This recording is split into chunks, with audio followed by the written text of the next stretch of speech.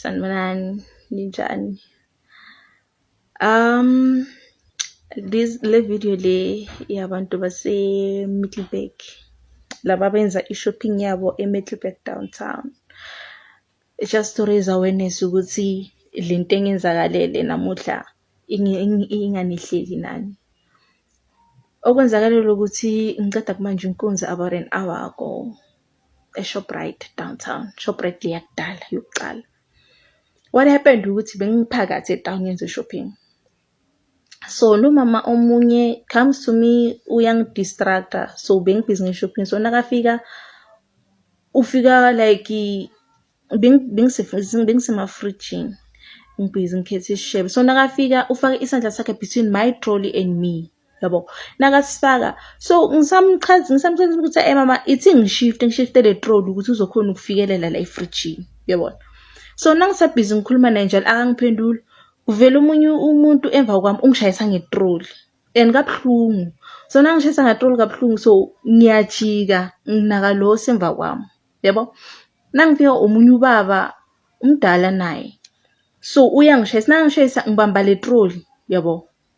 Ngithi ngiyayiphusha, ngithi uyangishayisa. So nangibhizi ngifocuse naloya lo mama lo ngapha phambi kwami angisamfocusile, angisana ndaba naye cause ngisengibhizi nalo baba lokuthi uyangiphusha and uyabona la nami nalo mama siku close space, yabo.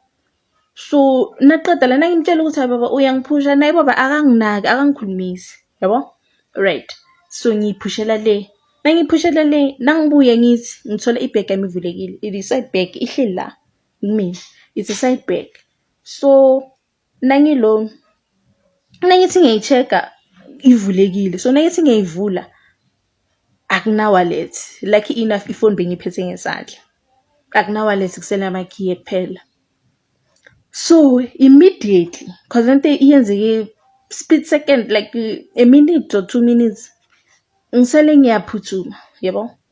Ngiyakwenye icash lapha, angazi ukuthi icash or repack. Ngiyambuza ngimtshela ukuthi hey phela ngicela ukubanje ukunze lana ngicela ama-security ukuthi sishathe nana. She was like, no, hamba kula ma-security la ungikhomba lela mnyango. I go there, ngiyafika ngithi mina ngicela ngiyabachazela ukuthi ngicela ngiyenzeni, ngicheck i-camera. They're like, no, ayikho into esingayenza and uyabona kugcwele la Shoprite. So ngibuyela lapha kulesi silelo siya uyabuya uthi uyabakhumbula na. Ngithi lo mama angimbonanga, but lo baba if ngambona ngizomkhomba because lezi zinto bezisetrolini ngizibonile, yabona. Uthi okay fine, asimfuni, sihamba siyamfuna. Nasifika ngale egcineni kweShoprite sisephakathi, sithola le trolley ilahliwe igcwele. Ngimtshela ukuthi nayi le trolley, yabo. Uthi awa phela shuthi umnikazi uyilahlile uhambile, asikisi sisi ayikho into esingayenza, vele makugcwele so awa vele bayatshontsha. So just like that imali yami gone, amakhadi wami gone, ID license gone, khambe konke. And angitholanga usizo eShoprite, abavumanga ungivulela ama-CCTV footage because it was full, bengebana ke mina ngedwa. Just like that I lost, guys. So ngicela nani lapha angazi shuthi kumele nifihle imali zenu nifake emabeleni, amadoda angazi nizoyifaka phi because kunzima la ngaphandle.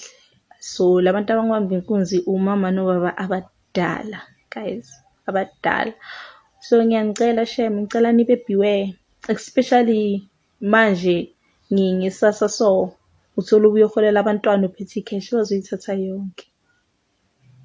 So shame, ngicela nibe beware, nibe careful. Yilo ngiphathele wona. Hello good people, welcome to this channel. If you are new here, please make sure you do the right thing. You press that subscribe button and hit the notification bell. Good people, ama-video afana nalawa, it's for an awareness. Lento lena eyenzeka eMiddelburg ingenzeka nakuwe, noma kuthiwa useGoli, noma kuthiwa useThekwini, noma kuthiwa ukuphi. Please be careful.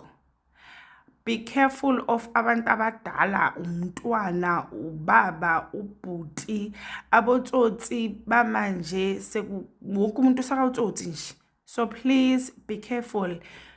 And another thing, guys, as limiting ukuba ne-cash, kube kuya ngami nje ngabe wonke umuntu akasayisebenzisi i-cash, but anyway, there is nothing we can do about that. But please be careful out there. I'm so sorry kusisi ukuthi she went through this. So be careful, guys. Please comment below and tell us what do you think about this story. Don't forget to like, share, and subscribe. Kulungile, bye. See you on the next one.